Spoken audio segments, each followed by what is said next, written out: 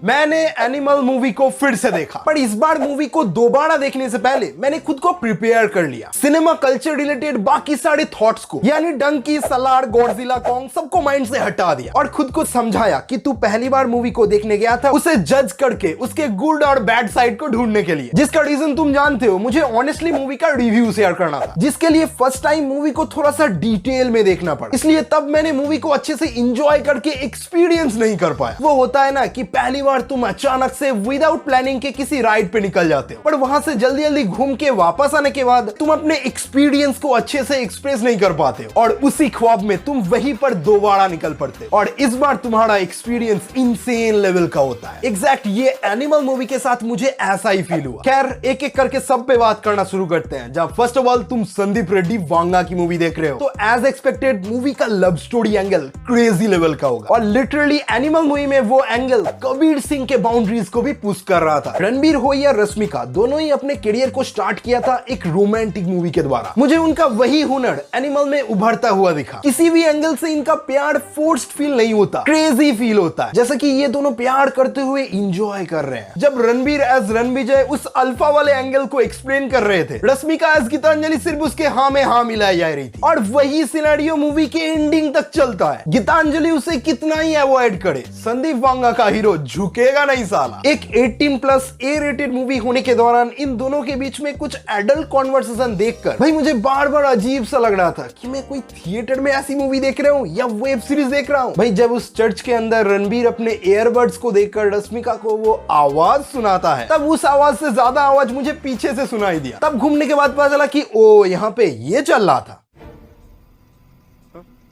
क्या मतलब, तुम क्या सोच रहे हो? मैं अपने पीछे थिएटर की स्पीकर की बात कर रहा हूं।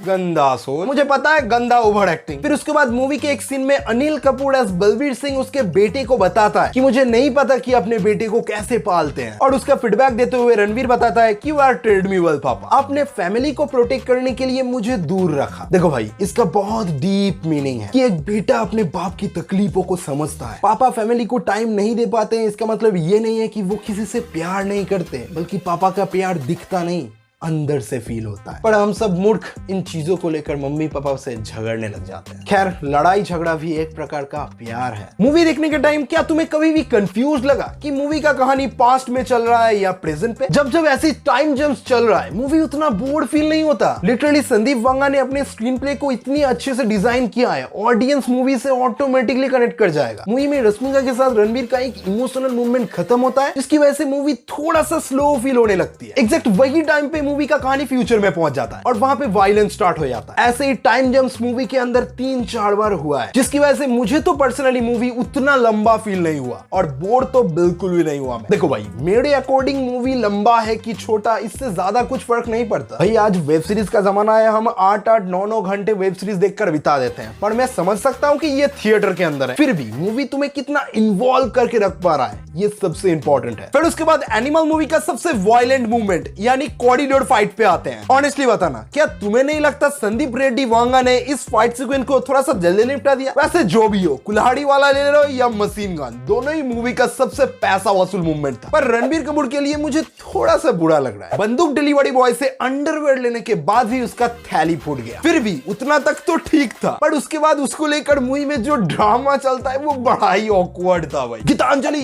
ये छोटे वाले यूनियन पैकेट दे रहे हो, बड़े वाले मंगा। भाई माना कि मूवी 18+ है, पर ये सब क्या चल रहा है भाई? क्या ही कर सकते हैं, यही तो है वांगा का स्टाइल। तुमने कबीर सिंह देखा है तो ये सब उसका थोड़ा सा अपग्रेडेड वर्जन। फिर भी जब रणवीर कपूर का बिना कपड़े वाला वो सीन आता है, तब मेरे पीछे लोग इतना चिल्ला रहे थे कि भाई मूवी में रणवीर कपूर के एंट्री सीन में उन्होंने उतना नहीं चिल्लाया था जैसा कि इस सीन में चिल्ला रहे थे। माना कि वो सीन ब्लर था, पर फिर भी फील हो जाता है। हम छपड़ी है तो क्या हुआ, सिनेमा मैच्योर हो चुका है और लिटरली इस मूवी का ये सीन बताकर भी जाता है कि क्यों मूवी का नाम एनिमल है और उसके पीछे बैकग्राउंड म्यूजिक। भाई यही तो है सिनेमा। खैर, सिनेमा का एग्जांपल दे ही रहे हैं तो लॉर्ड ऑफ इंडियन सिनेमा, इस टाइम में सबसे ज्यादा चर्चित एक्टर लॉर्ड बॉबी पे आते हैं। भाई तुम नहीं जानते हो तो लॉर्ड बॉबी बहुत बहुत सालों से इंडस्ट्री पे काम कर रहे हैं, पर एनिमल की तरह इतना अप्रिसिएशन उन्हें शायद ही कभी किसी मूवी में मिला है। भाई मूवी के प्रमोशन के दौरान बॉबी देओल के कुछ इंटरव्यूज बहुत ज्यादा वायरल हो रहे थे, जिसमें उनका कहना था कि इतने सालों बाद मेरा पिक्चर थिएटर्स में लगा है, लोग मेरे साथ फोटो खींच रहे हैं, मुझे इतना ज्यादा अप्रिसिएट कर रहे हैं, ये देखकर मैं बहुत ज्यादा खुश हूं। भाई हर एक इंटरव्यू में उनका एक एक बातें सुनकर पता चल जाता है कि उन्होंने इंडस्ट्री में कितना ज्यादा स्ट्रगल किया है और अब जाके उन्हें एक अच्छा खासा कमबैक मिला है। आई होप इस बार बॉबी देओल बहुत अच्छे मूवीज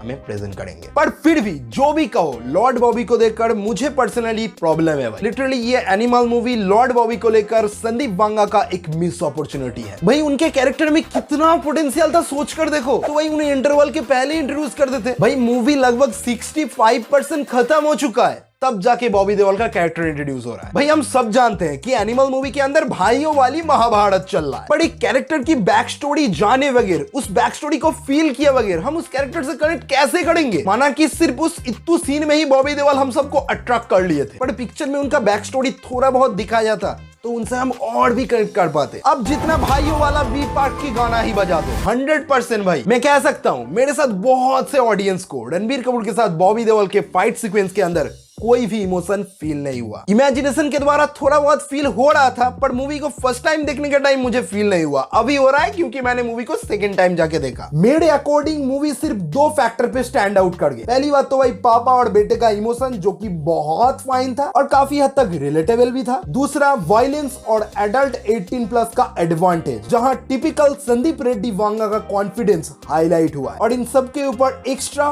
रणबीर कपूर का God level performance. That's all. Movie easily एक हफ्ते के अंदर 500 करोड़ छाप दिया। बाकी तुम बताओ, तुमने एनिमल मूवी को कितनी बार देखा है और तुम्हारा एक्सपीरियंस कैसा था वो मुझे कमेंट में बताना मत भूलना। वैसे एक सच बताऊं, एनिमल मूवी को सेकंड टाइम देखने का मेन रीजन तो मुझे पता है कि तुमने ऑलरेडी इस मोहतरमा को इंस्टाग्राम में ढूंढ लिया है और फॉलो भी कर लिया है, तो इस चैनल को फॉलो कर लो।